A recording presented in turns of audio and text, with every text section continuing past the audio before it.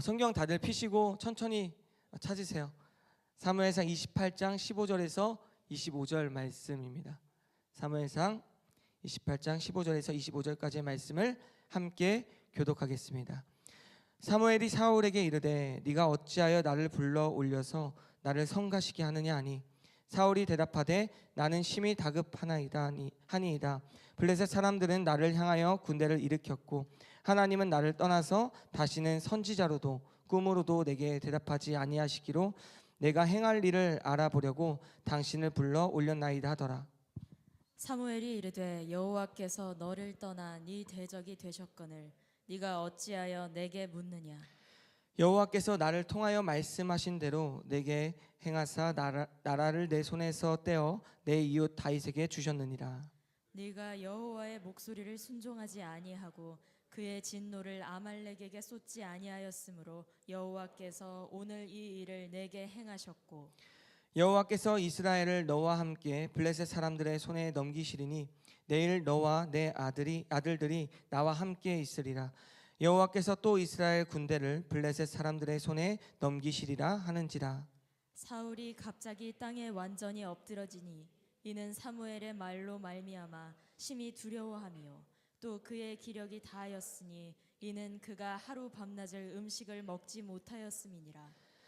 그 여인이 사울에게 이르러 그가 심히 고통당함을 보고 그에게 이르되 여종이 왕의 말씀을 듣고 내 생명을 아끼지 아니하고 왕이 내게 이르신 말씀을 순종하였사오니 그런즉 청하건대 이제 당신도 여종의 말을 들으사 내가 왕 앞에 한 조각 떡을 드리게 하시고 왕은 잡수시고 길 가실 때에 기력을 얻으소서 하니 사울이 거절하여 이르되 내가 먹지 아니하겠노라 하니라. 그의 신하들과 여인이 강건하매 그들의 말을 듣고 땅에서 일어나 침상에 앉으니라. 여인의 집에 살찐 송아지가 있으므로 그것을 급히 잡고 가루를 가져다가 뭉쳐 무교병을 만들고 구워서 함께 합독하겠습니다. 사울 앞에와 그의 신하들 앞에 내놓으니 그들이 먹고 일어나서 그 밤에 가니라. 아멘. 네, 함께 가슴에 손을 얹고 저를 따라해 보시겠어요? 가슴에 손을 얹고 저를 따라해 보겠습니다. 예배는 교회의 심장입니다. 예배가 살아나면 교회도 살아납니다. 예배가 살아나면 한 영혼도 살립니다. 아멘. 저는 여러분들의 예배가 회복되어져서 이제 예배가 회복되면 삶이 변화되거든요. 그래서 가정에서 일터에서 여러분들의 삶이 변화되니까 사람들이 보고 기독교인들은 왜 저렇게 선하지? 왜 저렇게 따뜻하지? 이런 마음을 품고 한 영혼을 여러분들이 살리게 되는 은혜가 있게 되길 주님의 이름으로 소망합니다. 아멘. 그 맛집이라고 하잖아요. 여러분 맛집 있으면 어떻게 하고 싶어요? 주변에 소개시켜주고 싶죠. 그렇죠? 저 정자동 인근에 두쫑쿠 맛집이 있어요. 그래서 열심히 줄을 서 있더라고요. 우리 지체들도 열심히 서 있는 것을 한두 번 본 적이 있어요. 축복합니다. 두쫑쿠 맛집이 있는데 저희 교역자들도 이제 한 번씩 사고 싶어서 이제 가족들에게 전해주고 싶어서 한 번씩 서려고 해봤어요. 근데 도저히 시간이 안 나는 거예요. 그런데 저번 주가 영하 11도였거든요. 아무도 안 나온 거예요, 사람들이. 두쫑쿠 거기 집에 갔더니 가자마자 프리패스 계속 주는 거예요. 할렐루야. 그래서 제가 바로 목사님한테 전화해서 목사님 지금 두쫑쿠 살 수가 있습니다. 그래서 목사님들이 막 다 같이 나와가지고 샀던 기억이 있습니다. 그와 같이 맛집은 찾아가게 되고요. 맛집이 있으면 소개시켜주고 싶은 거죠. 여러분들이 이 예배의 맛집을 세상 가운데 전달할 수 있으면 좋겠어요. 그래서 우리 교회가 예배의 맛집이다. 와서 많은 은혜 받았으면 좋겠다 생각합니다. 진짜 길게는 막 500명까지도 줄을 쓴다고 하더라고요. 우리 교회가 그런 은혜가 있게 되길 주님의 이름으로 소망합니다. 아멘. 네, 오늘은 함께 디센트 사울의 최후의 만찬이라는 제목으로 말씀을 나누려고 합니다. 디센트 사울의 최후의 만찬. 우리 청년부의 이름이 뭐죠? 어센트. 어센트의 반대말이 디센트. 좋습니다. 비상의 반대말 하강이에요. 여러분 우리가 인생을 살아가면서 여러분 비상하고 싶으세요? 하강하고 싶으세요? 비상하고 싶어요. 많은 청년들은 대부분이 비상하기를 원해요. 그런데 때로는 하강의 때가 있을까요? 없을까요? 있어요. 여러분 비행기가 비상만 할 수 있어요? 아니 반드시 내려와야 되는 거예요. 우리의 인생도 마찬가지입니다. 우리가 살아가다 보면은 때로는 오를 때도 있지만 우리가 넘어지고 실패할 때도 있는 거예요. 하지만 분명한 것은 그 실패를 발판으로 삼게 되면 하나님이 그 실패를 사용하시는 줄 믿습니다. 아멘. 이제 에이브라함 링컨이 이와 같은 말을 했었습니다. 당신이 실패했는가? 그것은 중요한 것이 아니다. 당신의 실패에 만족하는가가 중요한 것이다.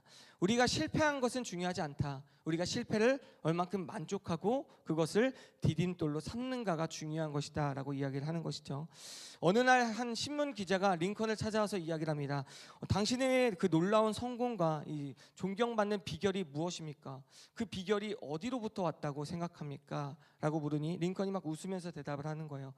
저는 다른 사람들보다 많은 실패를 경험해 봤습니다. 그 실패를 경험을 하다 보니 내가 하나님의 뜻을 발견하게 되고 하나님의 뜻이 실패 가운데도 있음을 기억하게 되었습니다. 사탄은 내가 실패할 때마다 너는 끝장이다, 너는 포기해야 된다, 너는 이제 무너졌다 라고 이야기를 하지만 내가 다시 한번 실패할 때마다 이번 실패를 거울 삼아 더 큰 일에 도전하라는 하나님의 음성을 들었을 때 그의 인생이 변화되었다 라고 이야기를 합니다. 사랑하는 우리 청년 여러분, 여러분들의 디센트, 여러분들의 하강을 두려워하지 않았으면 좋겠습니다. 하강을 즐기세요. 그 롤러코스터 내려가면 즐겁잖아요, 그죠? 아니에요? 제가 티익스프레스 정말 좋아하는데 끝자리에 섰을 때 막 심장 터지는 게 너무 좋은 거예요. 내려갈 때 더 신나더라고요. 좀 이상한가요? 여러분, 그 하강을 즐기는 자만이 놀이기구를 탈 수 있는 거예요. 그렇죠? 여러분들이 언제든 그 하강을 즐길 수 있는 청년들이 되었으면 좋겠습니다. 아멘. 그렇다면 하락하는 이 시간, 이 어려운 시간을 어떻게 견딜 수 있는가? 첫 번째 함께 따라해 보겠습니다. 들리지 않는 음성, 무너진 땅의 소리. 아멘. 들리지 않는 음성, 무너진 땅의 소리. 여러분, 하나님의 음성을 듣기를 원하세요? 너무 좋겠죠. 저도 하나님의 음성이 명확하게 들려서 디모데 이렇게 해라, 이렇게 해라 말해주면 너무 좋을 것 같아요. 얼마나 행복했을까. 아담은 그 와중에 왜 죄를 지어가지고 하나님의 음성을 못 듣게 했을까. 이런 원망도 합니다. 하나님의 음성을 듣는다는 것은 참으로 즐거운 일이죠. 그렇죠? 하나님의 음성을 듣기를 소망합니다. 정말 여러분들도 하나님의 음성을 듣고 하나님이 원하시는 뜻대로 살아가게 되길 주님의 이름으로 소망합니다. 아멘. 많은 청년들이 하나님의 음성을 듣고 싶어 하듯이 이스라엘 백성도 하나님의 음성을 너무 듣고 싶어 했어요. 그런데 이스라엘 백성도 침묵기가 있었을까요? 없었을까요? 있었어요. 이스라엘 백성도 학계, 스가랴, 말라기 이후에 400년 동안 아무도 말씀을 하지 않으세요.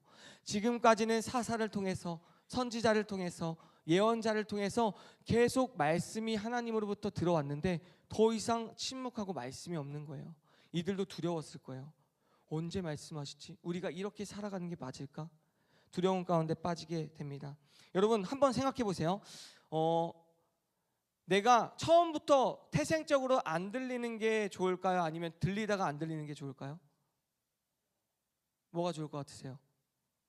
태생적으로 안 들리는 게, 그래, 맞아요. 태생적으로 안 들리는 게 훨씬 스트레스성으로 덜 하다고 해요. 갑자기 듣다가 안 들리면은 이 사람이 미친다고 합니다. 그럼 생각해 보세요. 보였는데 갑자기 막 눈이 멎는 거예요. 얼마나 두렵겠어요, 그렇죠? 듣는 소리가 들리지 않고 보이는 게 보이지 않고 우리가 걷다가 갑자기 다리가 사라져서 걷지 못한다면 여러분 얼마나 두렵겠어요. 저는 여러분들이 감사했으면 좋겠어요. 오늘 하루 눈을 뜰 수 있음에 감사. 오늘 하루 이 말씀을 들을 수 있음에 감사. 여러분 감사하죠? 여러분 말씀이 들리세요? 여러분 말씀이 들리셔야 됩니다. 그리고 그 말씀을 따라 살아갈 수 있게 되길 주님의 이름으로 소망합니다. 이스라엘 백성들은 하나님의 음성이 들리다가 더 이상 자기들에게 말해주는 예언자가 사라지고 선지자가 사라지고 사무엘조차 사라지자 사울이 엄청 두려워하기 시작한 거예요. 저는 충분히 사울이 두려울 수 있었겠다 생각이 듭니다. 그렇기 때문에 우리 또한 하나님의 말씀을 지금 들을 수 있음에 감사할 수 있어야 되는 겁니다. 사울처럼 갑자기 우리가 예배를 드리지 못하게 되고 갑자기 이 말씀을 듣지 못하게 될 때가 올 수도 있어요. 그런 세상이 안 오길 대한민국 땅을 위해서 기도해 주시면 감사하겠습니다.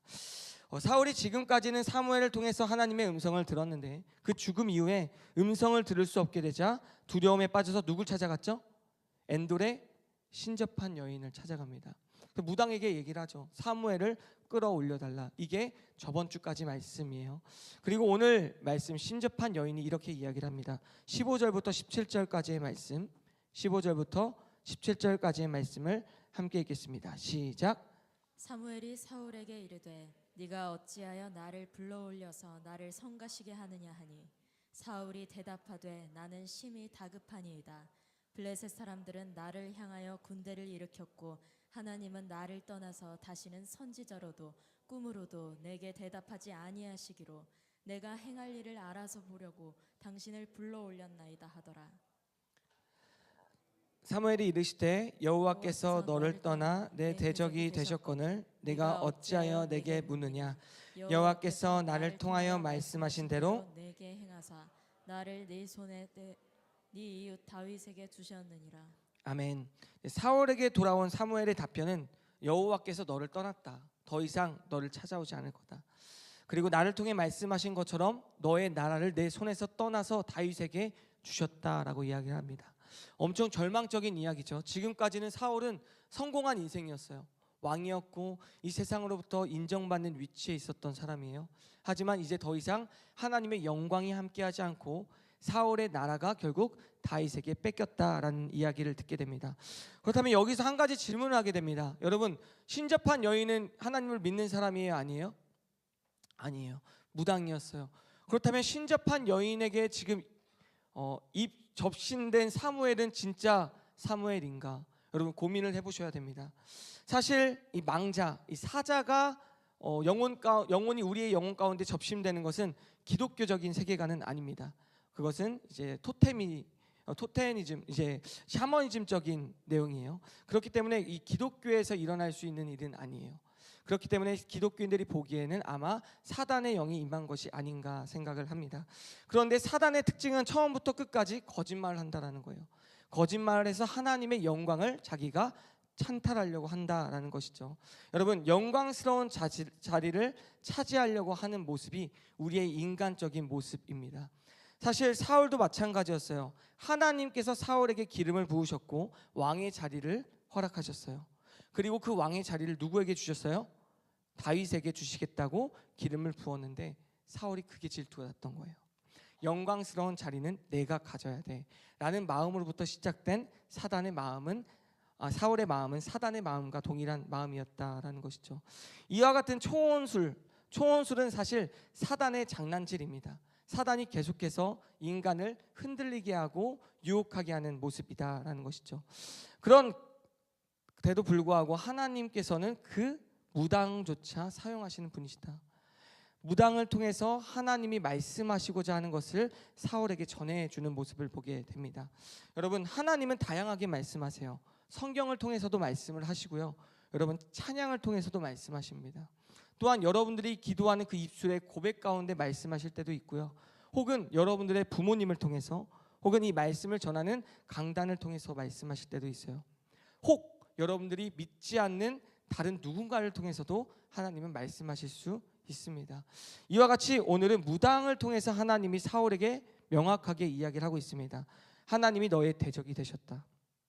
너의 나라를 다윗에게 주리라 라고 이야기를 하고 있다는 거죠. 하지만 분명한 것은 사단은 찌라시만 준다. 사단은 찌라시만 준다. 아주 작은 뭐라고 하죠? 삐라라고 하나요? 그 북한에서 이렇게 내려오는 그 가짜 뉴스들을 찌라시라고 부르거든요. 그런 찌라시를 우리에게 준다라는 거죠. 사단은 절대로 진리를 선포하지 못하는 존재들입니다. 이와 같이 무당 또한 가짜 거짓을 선포하고 있다라는 거죠. 첫 번째, 하나님이 너의 대적이 되셨다. 하나님이 너의 대적이 되셨다. 여러분, 하나님이 너의 대적이 되셨다. 이게 말이 돼요? 하나님이 우리의 대적이 될 수 있나요? 하나님은 우리의 대적이 될 수 있는 존재가 아니세요. 또한 하나님은 우리를 자녀로서 생각하시지 우리를 원수로 생각하시는 분이 절대 아닙니다. 두 번째는 너의 나라를 다윗에게 주리라 라고 이야기를 했다고 했죠. 너의 나라를 다윗에게 주리라. 여러분, 사울의 나라가 있어요. 이 모든 나라는 하나님의 나라인 줄 믿습니다. 대한민국은 하나님의 나라인 줄 믿습니다. 이 156 교회는 하나님의 교회인 줄 믿습니다. 누구의 것이 아니에요. 156 교회는 이상주 목사님의 것이 아니죠. 하나님의 것인 줄 믿습니다. 여러분, 사울에게 이렇게 얘기를 하고 있어요. 너의 나라가 이게 다윗에게 넘어갔다. 누구의 소유가 되는 것이 아닙니다. 이와 같이 우리는 결국 이 세상을 살아가면서 사단이 주는 이 세속적인 유혹들을 끊어낼 필요가 있습니다. 그 모든 것들은 가짜 뉴스다. 여러분, 요즘 청년들이 점성술, 타로 이렇게 뭐 관상을 보고 많이 판단을 하고 그걸 보러 간다고 해요. 웃으시는 청년들이 있는데 조심하시기 바랍니다.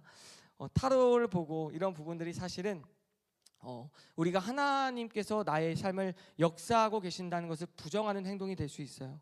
그렇기 때문에 여러분들이 그와 같은 행동을 조심하셔야 됩니다.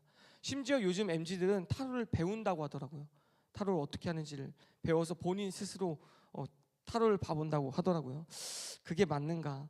여러분, 들리지 않는다고 무작정 세상의 것을 배우고 세상의 것을 따라가면 안 됩니다. 들리지 않을 때는 어떻게 해야 돼요? 하나님의 말씀을 따라가야 된다. 들리지 않는 음성, 무너진 땅의 소리, 그 소리를 따르겠는가? 아니면 하나님의 소리를 듣고 따르겠는가? 하나님의 침묵 앞에 있을 때 여러분들이 떠올려야 될 것은, 하나님이 말씀하시고 계시지 않을 때 여러분들이 떠올려야 될 것은 하나님이 언젠가 나에게 말씀하실 거야 라는 확신이 있게 되면 좋겠습니다. 지금은 나에게 말씀하시지 않으시는데 언젠가 말씀하시겠지 라고 믿고 그냥 기다리는 거예요. 하지만 사울은 기다리지 못하고 자신의 뜻대로 점성술사를 데려왔던 모습이 있었다라는 것이죠. 분명한 것은 하나님은 반드시 여러분들의 삶의 자리에 지금도 앞으로도 미래에도 역사하실 것이다라는 것을 기억하시면 좋겠습니다. 여러분, 누군지 알려고 하지 마세요. 한 자매가 있었습니다. 한 자매가 있는데 한 지체가 미국에서 이렇게 한국으로 넘어오게 된 거예요. 미국에서 대학교를 보내고 직장 생활을 하다가 한국으로 넘어왔는데 이제 한국에서의 커리어가 없기 때문에 이 직장을 구하기가 쉽지 않았어요. 그래서 계속해서 면접을 트라이하고 면접을 보면서 언젠가 붙겠지라는 마음으로 있었습니다. 그런데 첫 번째 면접 전에 이제 서류가 통과됐다는 문자를 받고 저에게 연락이 온 거예요. 그래서 이제 면접이 얼마 남지 않았다, 2주 정도 남았다라는 이야기를 듣고 제가 캘린더에 기록을 해두고 이제 면접 날에 전화를 해서 기도해 주려고 했어요. 근데 그날은 받지 않았는데 제가 그날 특세 기간이어서 자매를 위해 기도를 하고 면접이 마치고 나서 제가 연락을 했어요. 잘 봤냐? 그랬더니 잘 본 것 같다고, 분위기가 좋았다고. 그래서 잘 될 것 같다. 이번에는 좋은 직장 가운데 들어갈 것 같다라고 이야기를 해줬죠. 그래서 자매도 저도 걱정은 안 되는데 하나님께서 뭐 안 돼도 인도하시겠죠라고 이야기를 하는 거예요. 그 말을 듣고 안심했어요. 이 자매는 붙겠구나. 그래서 제가 매번 만날 때마다 물어봤습니다. 붙었어요? 네, 아직 안 나왔어요. 붙었어요? 아직 안 나왔어요. 한 번은 제가 한 번 더 붙었냐고 계속 물어보니까 제가 붙으면 말씀드릴게요. 그러더라고요. 부담 드려서 죄송합니다. 여러분, 근데 저는 그때 어떤 확신이 있었냐면 반드시 붙을 거다라는 확신이 있었어요. 최근에 한번 이제 신대원을 본 저희 청년이 한 명 있는데 그 청년도 마찬가지였어요. 본인이 붙을지 안 붙을지를 너무 두려워하는 거예요. 그래서 제가 나랑 같이 합격 확인하자. 근데 엄청 부담스러워하더라고요. 그래서 붙었다, 무조건 붙었다, 믿음으로 선포하고 봐야 된다, 그래야 붙는다라고 이야기를 했는데 딱 붙은 거예요. 그것을 믿고 제가 계속 붙었냐고 물어봤던 거거든요. 그래서 붙었을까요, 안 붙었을까요? 전화가 왔는데 전사님 이번에 떨어졌어요라고 연락이 왔더라고요. 그래서 너무 미안했어요.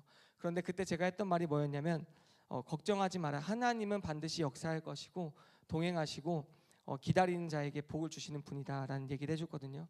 그리고 일주일 뒤에 다시 그 회사에서 전화가 와서 붙었다고 연락이 왔다고 합니다. 여러분, 기다리는 자에게 복이 오는 줄 믿습니다. 내가 기도했으면 그냥 믿고 맡기는 거예요. 계속 막 떨면서 붙었을까 이러면 하나님도 믿고 맡기겠어요, 그죠? 하나님도 믿고 맡길 수 있도록 여러분들이 담대하게 선포하는 거예요. 나의 인생을 이끄시는구나, 하나님께서 나의 인생을 이끌어 주시겠구나 라는 믿음으로 나아가게 되길 주님의 이름으로 소망합니다. 아멘. 기다리는 자에게 복이 있나니 천국이 그들의 것이라고 말씀하신 이유가 있는 겁니다. 여러분, 하나님의 음성이 멈췄다고 주춤하는 순간 사람은 두려워지게 되어 있어요. 분명한 건 하나님의 음성이 멈췄을 때는 잠시 멈출 필요는 있어요. 잠시 하나님이 무슨 말씀을 하려고 하시는지를 들을 필요는 있어요. 근데 그때 멈춰서 가지고 막 계속 걱정하고 두려워하고 이런 마음이 있으면 사단이 그 틈을 파고들어서 그 두려움을 더 확장시킵니다. 그리고 그 두려움은 반드시 현실로 일어나게 되어 있는 거예요. 그렇기 때문에 여러분들에게 하나님께서 말씀하시죠. 두려워하지 말라. 내가 너와 함께함이라. 놀라지 말라. 나는 너의 하나님이 됨이라. 그 하나님의 음성을 듣게 되길 주님의 이름으로 소망합니다. 아멘. 두려워하지 말라는 것은 조언이 아니에요. 명령이라는 것을 기억하시면 좋을 것 같습니다. 오늘 이 시간 고민해 봤으면 좋겠어요. 여러분들이 침묵 앞에서 나는 말씀을 찾는가, 아니면 나의 과거로 돌아가서 내가 할 수 있는 방법을 인간적으로 생각하고 있는가. 여러분들이 디센트 하강되어지는 그 상황 가운데 두려워하지 않고 담대하게 하나님께 구하고 기다리는 청년들이 되면 좋겠습니다. 두 번째 함께 따라해 보겠습니다. 무너진 왕관, 땅바닥에 넘어진 인생. 함께 19절 20절 말씀 읽어보겠습니다. 19절 20절 말씀입니다. 시작. 여호와께서 이스라엘을 너와 함께 블레셋 사람들의 손에 넘기시리니 내일 너와 네 아들들이 나와 함께 있으리라. 여호와께서 또 이스라엘 군대를 블레셋 사람들의 손에 넘기시리라 하는지라. 사울이 갑자기 땅에 완전히 엎드러지니 이는 사무엘의 말로 말미암아 심히 두려워하며 또 그의 기력이 다하였으니 이는 그가 하루 밤낮을 음식을 먹지 못하였음이니라. 아멘. 20절 말씀을 보면은 사울이 땅바닥에 엎드려졌다라고 기록이 되어져 있습니다. 사울은 왕으로 선택될 때 어떻게 성경에 표현이 되어 있냐면 다른 사람보다 어깨 위만큼 컸더라. 사울은 장성한 사람이었습니다. 키가 엄청 큰 사람이었어요. 그렇게 키도 크고 세상으로부터 인정받았던 그 왕이 그 땅에 납작 엎드려져서 엔돌이라는 땅에 땅바닥에 엎드려진 인생이 됩니다. 여러분, 우리는 엎드리고 무릎 꿇는 걸 어려워해요. 내가 고개를 숙이는 것을 어려워하는 존재들이에요. 왜냐하면 내가 너무나 소중하고 나의 자존심이 중요하기 때문이에요. 사울도 사실은 이것 때문에 무너진 거예요. 자신의 자존심, 자신이 왕으로서 자신의 아들을 왕으로 세우기 위한 계략. 사실 하나님은 완벽한 계획 가운데 계신 분입니다. 하나님은 다윗을 세우시기로 이미 작정하셨고 기름을 부으셨어요. 그러면 사울은 하나님의 뜻을 따라야 했어요. 하지만 사울은 자신이 왕이라는 그것을 놓치지 않기 위해서 열심히 다윗을 괴롭혔던 모습을 보게 되죠. 여러분, 우리 청년부 이름이 어센트 비상이잖아요. 이 말씀처럼 여러분들이 예배자로 오르는 비상도 있지만 여러분들의 삶의 비상이 있을 거예요. 그런데 여러분들이 비상하며 올랐을 때 내가 넘어지는 것, 무너지는 것 때문에 두려워서 하나님의 뜻을 거스르지 않았으면 좋겠어요. 반드시 예배의 주일 성소는 지키시고 하나님의 말씀을 묵상하는 것을 잊지 않는 청년들이 되었으면 좋겠습니다. 우리가 잘 되고 뭔가 복을 받는 것 같으면 하나님을 잊고 나의 뜻대로 나의 생각대로 살아갈 때가 많아요. 하지만 하나님이 제일 싫어하는 것은 복을 주었을 때 그 복을 내 의로 여기고 내 마음대로 살아가는 것. 하나님이 정말로 혐오하십니다. 그렇기 때문에 여러분들은 하나님이 주신 복을 기억하고 감사함으로 믿음으로 계속 주를 신뢰하며 나아갈 수 있는 청년들이 되면 좋겠습니다. 아멘.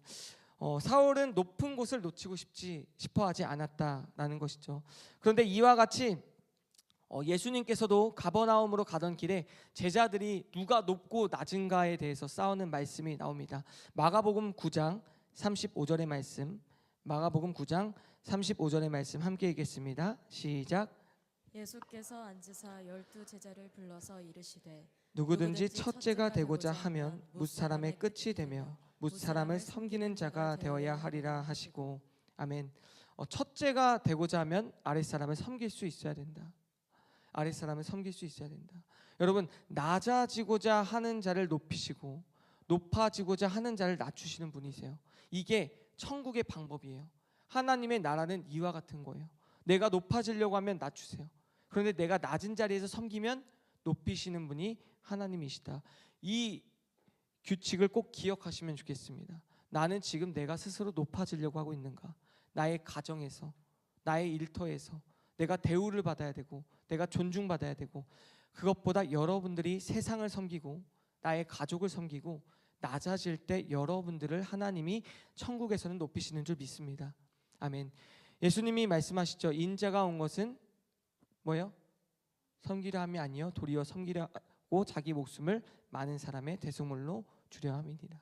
주님은 이 땅을 섬기려 오신 거예요. 제자들의 발을 씻기고 문둥병자와 눈먼 자와 가난뱅이들을 다 돕기 위해서 움직였던 예수 그리스도. 예수님은 한 번도 부유한 사람들을 찾아가지 않았어요. 부유한 사람들이 찾아왔죠. 가난한 사람들만 찾아다니셨어요. 그런데 예수님께 천부장도 오고 이 청년 부자도 오고 계속 찾아오는 거예요. 왜요? 예수님이 걸어가시는 그 길이 다른 사람들과 달랐기 때문이에요. 가장 낮은 자를 섬기는 그 자리, 여러분들을 그 자리 가운데 초청하십니다. 한 영혼을 살리는 방법은 그 가장 낮은 자리에 있는 사람을 섬길 때부터 시작된다는 것을 기억하시면 좋겠습니다. 사울이 스스로 높아지려고 하니까 무너뜨리셨어요. 그 왕관을 엔돌 땅에 던지셨어요. 결국 사울은 더 이상 그 왕관을 쓰지 못하고 죽음을 맞이하게 됩니다. 사랑하는 청년 여러분, 기억하세요. 하나님 나라의 높음은 이 권력과 힘으로부터 나오는 것이 아니다. 낮아짐과 섬김으로부터 나온다는 것을 기억하시기 바랍니다. 세상의 기준은 지배하는 자, 대접받는 자, 높은 자리에 앉은 자가 세상의 기준이에요. 하지만 주님의 기준은 섬기는 자, 자기를 낮추는 자, 자기를 희생하는 자 가운데 있다는 것을 기억하시면 좋겠습니다. 오늘날 많은 청년들은 아마 사울처럼 자신의 키를 높이고 스펙을 높이고 나의 외모를 가꾸고 나의 직업에 대한 타이틀을 높이고 이런 공든 탑을 만들어 가고 싶어 할 거예요. 하지만 하나님 없이 쌓아 올린 그 공든 탑은 아무 의미가 없습니다. 모래성 위에 지은 탑과 같게 되는 것이죠. 언제든지 휘청거리고 무너질 수 있다. 하나님이 후 한 번 불면 어떻게 돼요? 태풍이 되는 거예요. 하나님이 눈물 한 방울 떨어뜨리면 그게 장마가 되는 거고 홍수가 되는 거예요. 하나님은 그와 같은 능력이 있으신 분이십니다. 그렇기 때문에 우리가 하나님 앞에서 나를 높이고 내가 잘해서 이 자리까지 왔지, 이게 아니라 하나님의 은혜로, 하나님의 긍휼로 내가 이 자리 가운데 있지라고 생각하는 청년들이 되길 주님의 이름으로 소망합니다. 아멘. 내가 의지했던 외적인 조건들이 무너질 때도 나는 과연 하나님을 의지할 수 있을까? 내가 지금 가지고 있는 직장이 무너졌을 때, 내가 지금 가지고 있는 가족이 무너졌을 때, 내가 지금 갖고 있는 나의 상황, 부유한 재정들이 무너졌을 때, 그때도 나는 하나님을 의지할 수 있는가를 한번 생각해 봤으면 좋겠습니다. 사실 사울의 왕관도 누가 세우신 거예요? 사울의 왕관도 하나님이 세우신 거예요. 사울도 하나님이 복을 주신 거예요. 그런데 사울이 스스로 자신의 마음대로 그 왕관을 사용하려고 하자 하나님이 내치신 거죠. 여러분들에게 직장을 허락하신 분이 누구세요? 여러분들에게 가정을 허락하신 분이 누구세요? 여러분들에게 이 아름다운 외모를 허락하신 분이 누구세요? 할렐루야. 아멘. 하나님이라고 안 하시네요. 여러분, 여러분들에게 아름다운 직장, 아름다운 가정, 아름다운 외모, 이 모든 상황을 허락하신 분이 주님이세요. 그러면 주님께 감사해야 되는 거고요. 주님께 내어드리는 것이 더 이상 아까워서는 안 됩니다. 하나님이 원하시는 뜻은 여러분들이 언제든 하나님께로 나아오는 것, 주의 이름을 부르짖고 기도하는 것인 줄 믿습니다. 아멘. 결국 사울은 신하들의 부축을 받아서 일어나게 되죠. 하지만 사울에게 필요한 것은 신하들, 사람의 부축이 아니라 하나님의 부축이었어요. 저는 장담합니다. 만약에 사울이 전심으로 하나님 앞에 다윗처럼 무릎 꿇고 침대가 젖도록 기도하고 회개했다면 저는 하나님이 용서했을 거라 생각해요. 하나님이 말씀하셨을 거예요. 꿈을 통해서, 우림을 통해서, 선지자를 통해서. 하지만 사울은 마음속에 끝까지 자신이 중요했어요. 자신의 가족이 중요했고 자신의 왕권이 중요했어요. 그렇기 때문에 하나님은 끝까지 침묵하십니다. 사랑하는 우리 청년 여러분, 아직 늦지 않았어요. 내가 아직 나의 어두움 가운데, 걱정 가운데, 근심 가운데, 죄악 가운데, 두려움 가운데 빠져 있을지라도 하나님을 찾고 하나님을 갈망한다면 반드시 하나님은 여러분들의 삶을 이끌어 가실 것입니다. 아멘. 완전히 무너져 내린 것은 없다라는 것이죠. 세 번째 함께 따라해 보겠습니다. 절망으로 채운 배, 죽음을 향한 길. 절망으로 채운 배, 죽음을 향한 길. 24절, 25절의 말씀, 24절, 25절의 말씀 함께 읽어보겠습니다. 시작.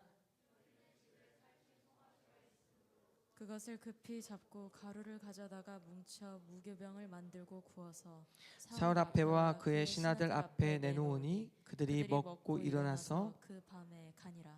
아멘. 이 여인이 이제 신접한 여인이에요. 무당이 왕이시여 당신을 위해서 제가 떡을 준비했습니다. 완전히 무너져 버린 사울은 충격을 받아서 밥도 못 먹어요. 쓰러져 가지고 이제 밥 먹을 힘도 없는 거죠. 그런데 그 여인이 찾아와서 사울에게 정성껏 밥을 차려줍니다. 이거라도 드십시오. 사실 사울에게 필요한 것은 육적인 먹을 것이 아니었어요. 영적인 공급이었어요. 하지만 사울이 너무나 힘드니까 먹을 힘도 없다. 그럼에도 불구하고 여인은 계속해서 사울에게 이거라도 드셔야 됩니다. 사울의 환심을 사기 위해서 그 무당이 계속 옆에서 헌신을 하고 있는 거예요. 사울이 결국 먹어요, 안 먹어요? 먹습니다.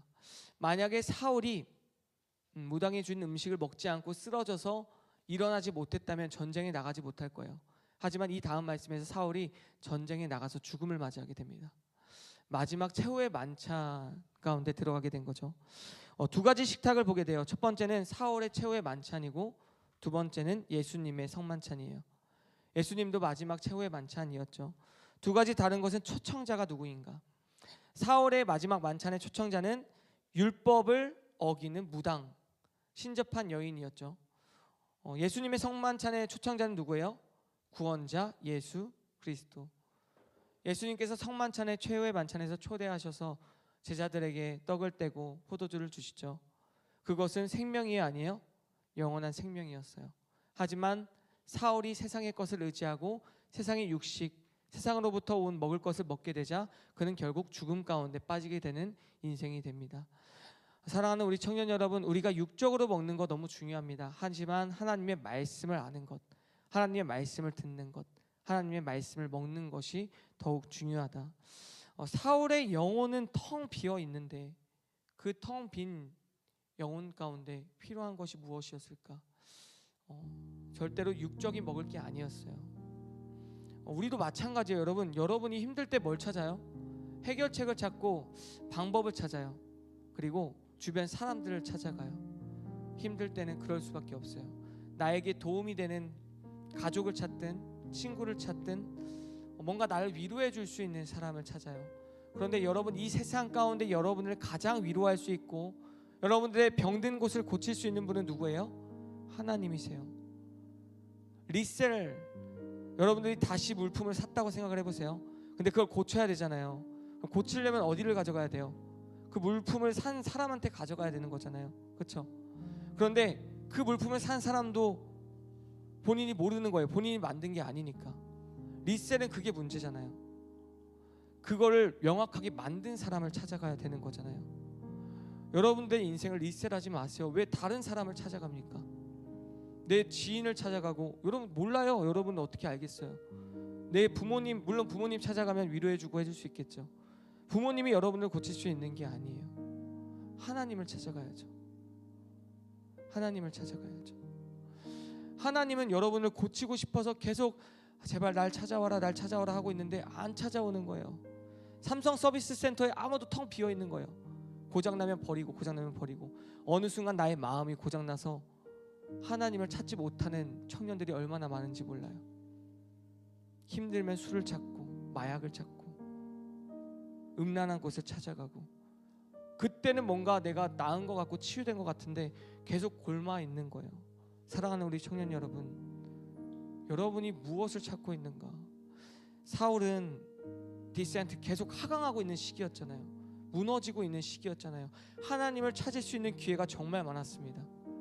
그런데 끝까지 마지막까지 신접한 여인이 올라오자 누굴 찾아요? 사무엘을 찾아요. 나는 누구를 찾고 있는가? 이 세상의 방법과 세상의 가치를 찾고 있진 않은가? 아버지께서, 여러분들 예수 그리스도께서 여러분을 위한 최후의 만찬을 준비하고 계세요. 내 살을 먹어라, 내 보혈을 먹어라.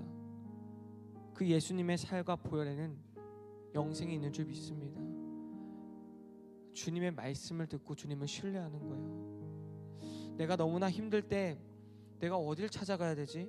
그냥 교회로 오세요.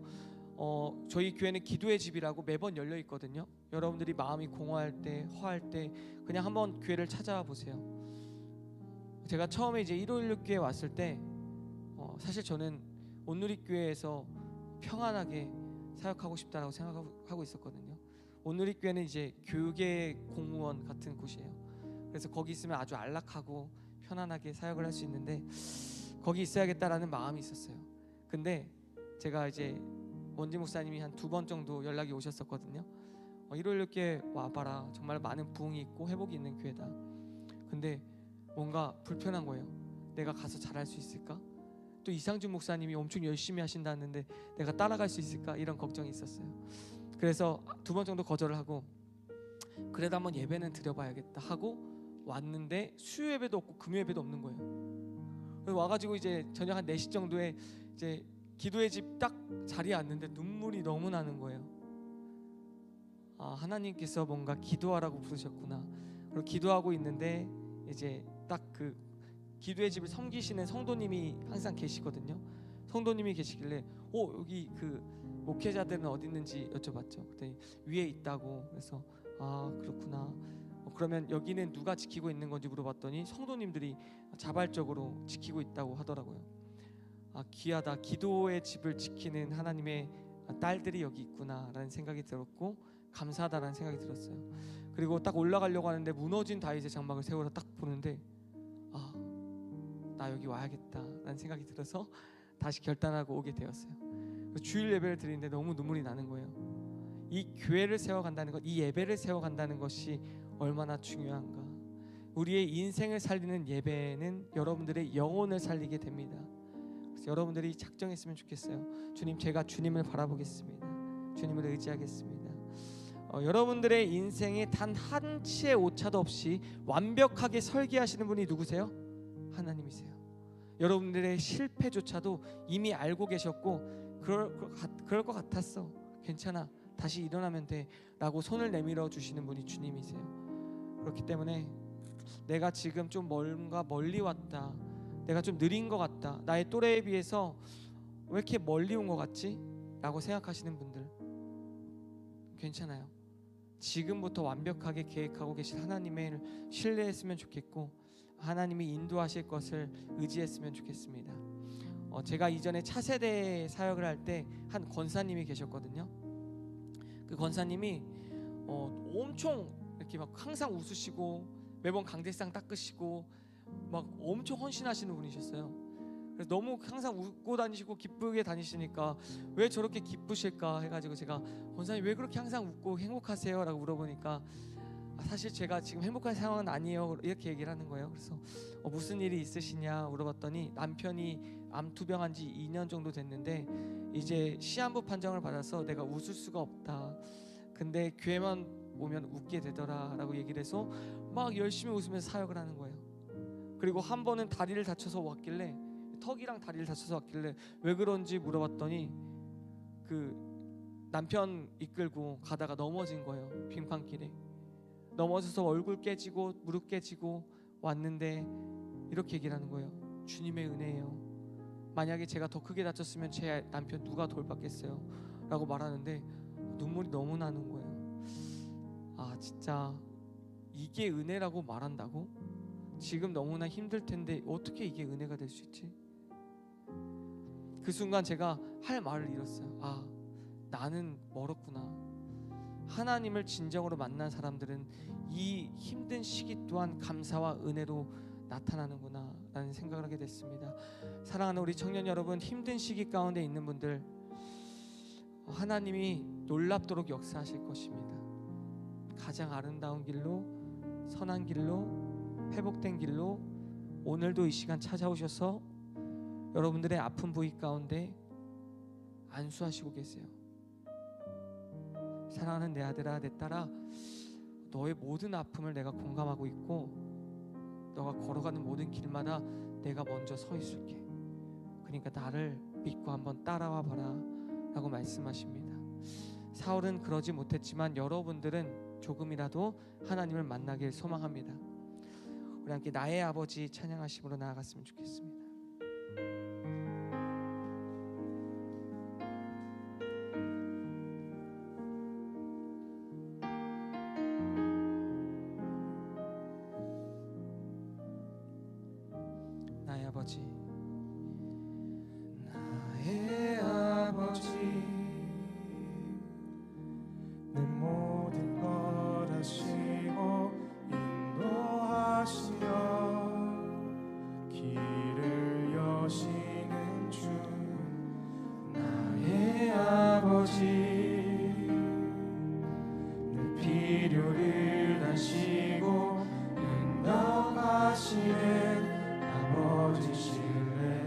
번 더 나의 아버지, 나의 아버지,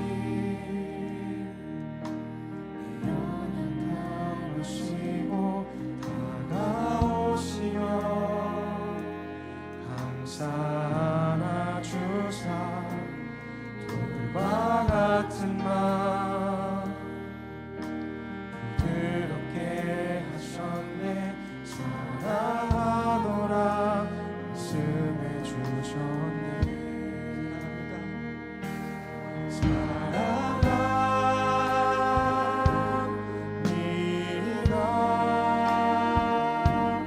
나의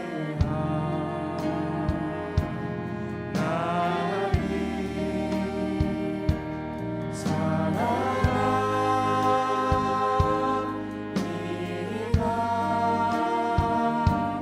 주는 나의 한번 아버지. 찬양하겠습니다. 나의 아버지, 나의 아버지,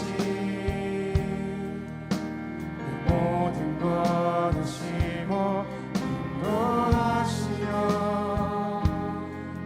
길을 여시는 주. 나의 아버지, 내 필요를 아시고 응답하시는 아버지시네. 주님 사랑합니다. 사랑합니다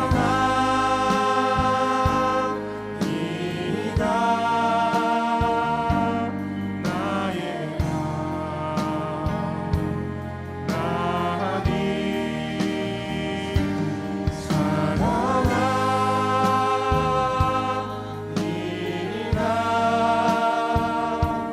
주는 나의 아버지. 사랑합니다.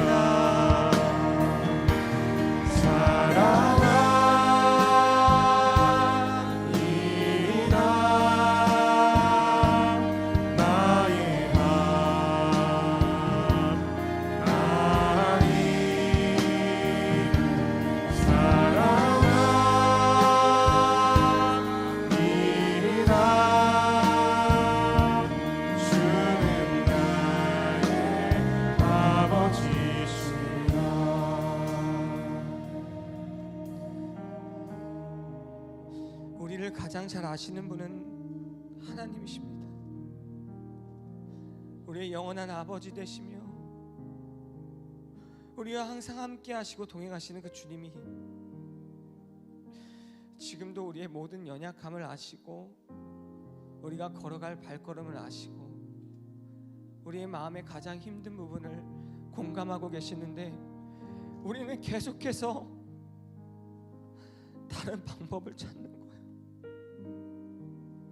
나에게 지금 유익이 되는 것은 무엇일까? 내게 지금 도움이 되는 것은 무엇일까? 여러분, 왜 계속 사울과 같은 인생을 살아가십니까? 여러분들에게 도움이 되는 길은 하나님을 찾는 것이고 주의 말씀을 보는 것이고 주님을 신뢰하는 것인 줄 믿습니다. 그러면 돌이켜야 되는 거예요. 알았으면 돌이켜야 되는데 또다시 또 똑같이 다시 한번 세상으로 돌아가서 세상의 방법을 찾고 세상의 가치를 찾고 세상의 인정을 구하는 거예요. 주님은 오늘도 찾아오셔서 말씀하세요. 한 번만 나를 먼저 찾아줘라. 다른 거 바라지 않는다. 너희가 이 세상의 것을 구하는 거 알겠는데 나를 먼저 찾고 나의 말씀을 먼저 보고 내가 말하는 바를 알았으면 좋겠다라고 말씀하십니다. 사랑하는 우리 청년 여러분, 주를 신뢰합시다. 주를 의지합시다. 하나님의 선하신 손길을 경험합시다. 주님, 우리가 주님을 신뢰합니다. 주님을 의지합니다. 주님을 갈망합니다. 우리의 인생을 주께 맡기며 나아갑니다. 주의 청년들이여 주를 신뢰할지어다. 주의 청년들이여 오직 주만 바라볼지어다. 주님, 우리가 주님을 의지하며 나아가는 하나님의 백성들이 되게 하여 주시옵소서.